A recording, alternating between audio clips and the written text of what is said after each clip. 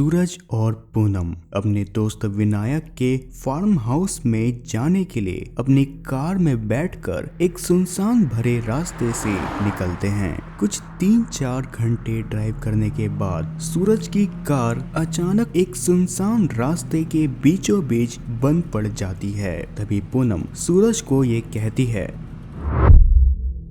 क्या यार सूरज, तू इस खटारा को कब छोड़ेगा? अरे तू एक नई कार नहीं ले सकता है तो कम से कम एक सेकेंड हैंड ही कार ले ले। हमेशा का तेरा यही नाटक है। ओ मैडम, ये कार मेरे पहली कमाई की कार है, समझी। और वैसे भी हमारा प्लान आज जाने का नहीं था, पर तेरे जिद के कारण हमको वहाँ पर जाना पड़ रहा है। हाँ तो मैंने कहा था इस फटीचर कार को यहाँ पर लाने के लिए। क्या यार पूनम, तू कैसी बकवास बातें किए जा रही है। कार बंद हो गई तो इसमें क्या, ठीक हो जाएंगी ना। रुक, मैं भी चेक करता हूँ। इतने में सूरज अपने कार से उतरकर कार के बोनेट को ओपन करता है। कार के बोनेट को ओपन करने के बाद सूरज को सब कुछ ठीक नजर आ रहा था, पर उसे अब तक प्रॉब्लम समझ नहीं आई थी। सूरज, और कितना टाइम? अंदर बैठी है महारानी, फिर भी इसको चैन नहीं। अरे हाँ, बस और 5 मिनट, ठीक हो जाएंगी गाड़ी। सूरज के इतना कहते ही आसपास का सारा माहौल एकदम से बदल जाता है। अब तक तो सारा आसमान पूरी तरीके से साफ था, पर फिर अचानक वहाँ पर काले बादल घिर जाते हैं और इस बीच बादल गरजने के साथ ही साथ धीरे धीरे अब कुछ बारिश की बूंदें टपकना शुरू हो जाती है। सूरज, 5 मिनट बोल के तो इतना ज्यादा टाइम लग रहा है। ये देखना, बारिश अभी होने वाली है। अभी तक तो सब कुछ ठीक था, पर अचानक ये बादल कहाँ से आ गए? तभी सूरज कार के दरवाजे के पास में आके पूनम को ये कहता है, पूनम, मेरे को नहीं लगता ये कार अभी ठीक होने वाली है अब, क्योंकि मौसम भी इतने जल्दी से बदल गया। और देखना, ये अब धीरे धीरे ये बारिश भी होना शुरू हो गई है। कहीं बारिश और तेजी से ना होने लगे, इससे पहले हमें कुछ ना कुछ अपने सर छुपाने के लिए जगह ढूंढना पड़ेगा। सूरज, तू पागल है? ये देख, इस अंधेरे भरे रास्ते में तुझे कुछ नजर आ रहा है यहाँ पर? अरे पूनम, फिर वही बात, चलना थोड़ा आगे चलकर देखते हैं। देख, कहीं ना कहीं हमें कुछ ना कुछ मिल ही जाएगा। और तू अब फालतू की टेंशन मत ले, बस अब हम दोनों चलते हैं यहाँ से। मेरे को नहीं लगता ये कार अभी चालू होने वाली है। हम दोनों आगे इस रास्ते से बढ़ते हैं और मैं गूगल मैप में चेक करता हूँ कि नियर बाय कोई होटल वगैरह होगा तो हम वहाँ पर रुक जाएंगे। इतना कहते हुए सूरज और पूनम उस अंधेरे भरे रास्ते से चलते हुए आगे बढ़ना शुरू कर देते हैं। उस अंधेरे भरे रास्ते में चलते हुए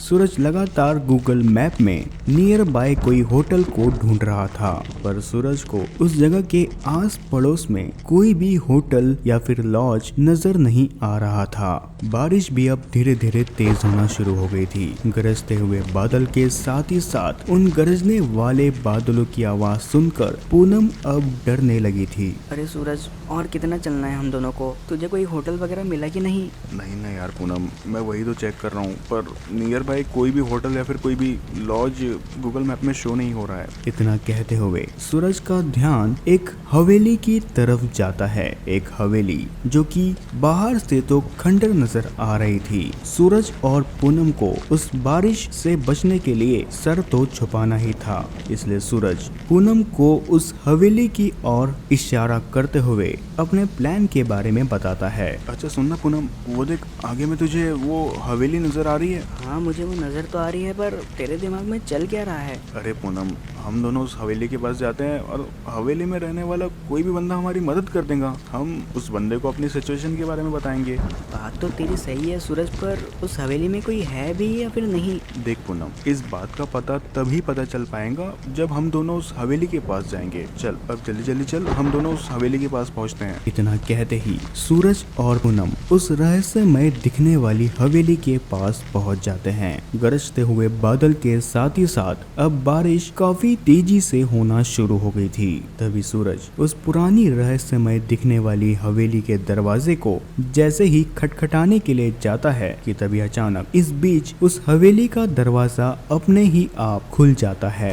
दरवाजा खुलते ही सूरज और पूनम के आंखों के आगे उस हवेली के अंदर एक बूढ़ा आदमी नजर आता है, जिसकी उम्र करीब 60 से 65 साल की होती है। माफ करिएगा, हम दोनों इस रास्ते को पार कर रहे थे कि तभी अचानक हमारी कार इस रास्ते के बीच में खराब हो गई। क्या हम अंदर आ सकते हैं? क्योंकि बारिश काफ़ी तेज़ी के साथ हो रही है बाहर, तो हमें सर छुपाने के लिए कहीं जगह नहीं मिली।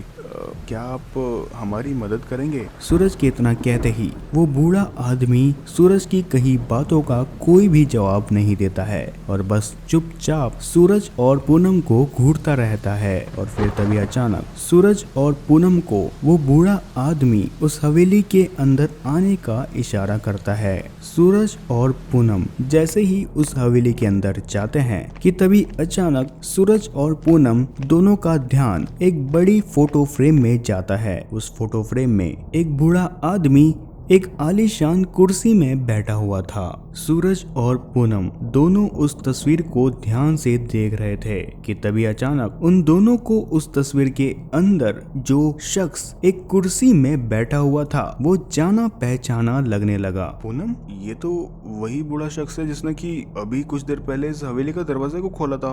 ये तो वही बूढ़ा आदमी है जिसे हम दोनों ने बस अभी कुछ देर पहले देखा था। हाँ सूरज, मैंने भी इसे देखा है, पर इस बूढ़े आदमी ने खुद की इतनी बड़ी फोटो क्यों लगा रखी है? सूरज और पूनम आपस में इतनी बातें कर ही रहे थे कि तभी अचानक पीछे से वे बूढ़ा शख्स उनके करीब आता है और दबी आवाज में ये कहता है, हाँ, ये मेरी तस्वीर है और ये हवेली भी मेरी है और मेरा नाम अशोक सिंह है। आप दोनों का नाम क्या है? माफ करना, मैं आपको अपना परिचय देना ही भूल गया। मेरा नाम सूरज है और ये मेरी वाइफ पूनम है। हाँ, अच्छा, तुम दोनों शादीशुदा हो? हाँ, हम दोनों शादीशुदा है। हाँ, बहुत अच्छी बात है। तुम दोनों अब ऊपर वाले कमरे में जाकर आराम करो। बारिश और ज्यादा बढ़ने वाली है और गरजते हुए बादलों की आवाज सुनने के बाद मुझे ये लगता है कि शायद ही कल सुबह तक मौसम साफ हो पाएगा।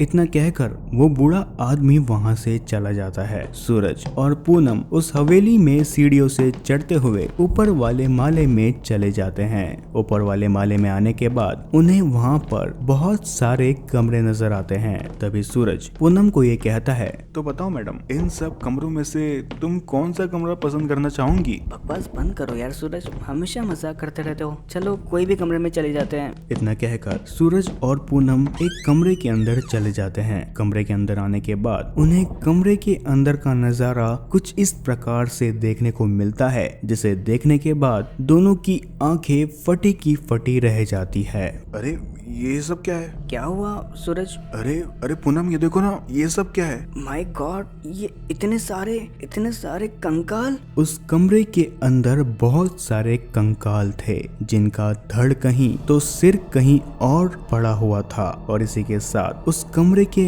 अंदर से एक अलग ही तरह की बदबू आ रही थी। सूरज, मुझे यहाँ पर सेफ फील नहीं हो रहा है। हम दोनों को यहाँ से जल्द निकलना चाहिए। मुझे हवेली के अंदर आने के पहले ही ये लग रहा था कि ये हवेली अच्छी नहीं है, पर तुम थे ना, तुम ही उस दरवाजे के पास जाकर खड़े हो गए और उसके बाद वो बूढ़ा आदमी वहाँ पर आ गया। चलो अब भी वक्त है, हम दोनों को यहाँ से निकलना चाहिए। पूनम, काउंट डाउन यार। अरे हो सकता है ये सब ऐसी शो के लिए हो। चलो हम दोनों दूसरे कमरे में जाते हैं। तब पूनम और सूरज उस कमरे के बगल वाले कमरे के अंदर जाते हैं और उस कमरे के अंदर जाने के बाद उन दोनों को कुछ इस तरह का नजारा देखने को मिलता है जिसे देखने के बाद फिर उनकी आंखें फटी की फटी रह जाती है।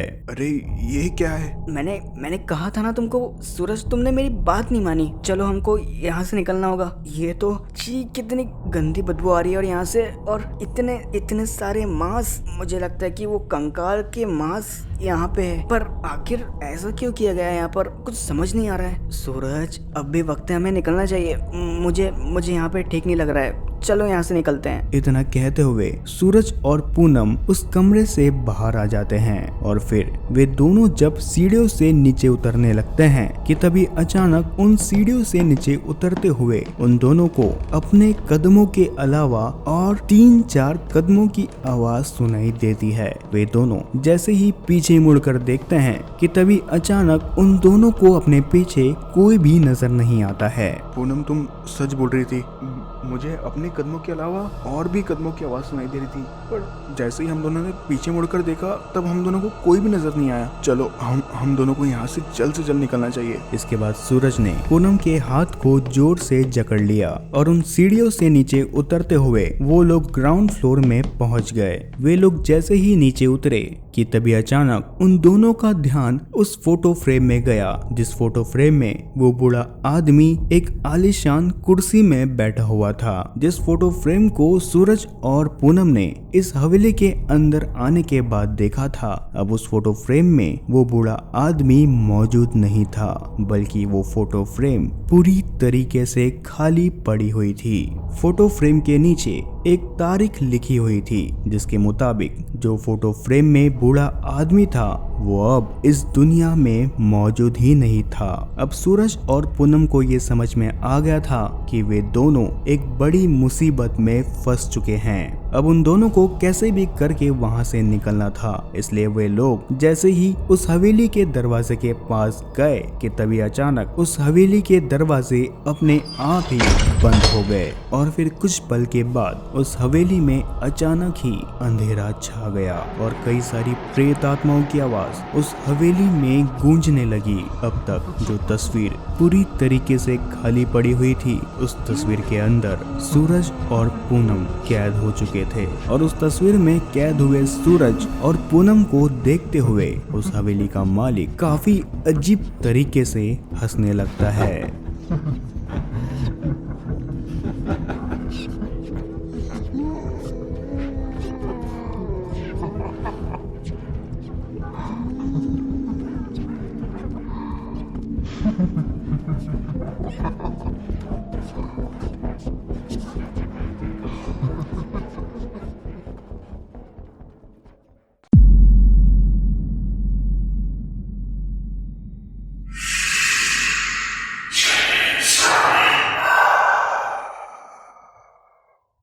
तो कैसे लगी आप सभी को आज की हमारी ये स्ट्रेंज स्टोरी। मैं आशा करता हूँ कि आप सभी को ये स्टोरी काफी ज्यादा पसंद आई होगी। तो अगर आप लोगों को ऐसे ही डरावनी कहानियां सुनना पसंद है तो आज ही हमारे चैनल स्ट्रेंज स्टोरी हब को सब्सक्राइब करें और साथ ही उस बेल आइकन को दबाना मत भूलिएगा, ताकि आप लोग ऐसे ही डरावनी कहानियों का आनंद ले सके और चैनल पे आने वाली हर एक अपडेट को पा सके।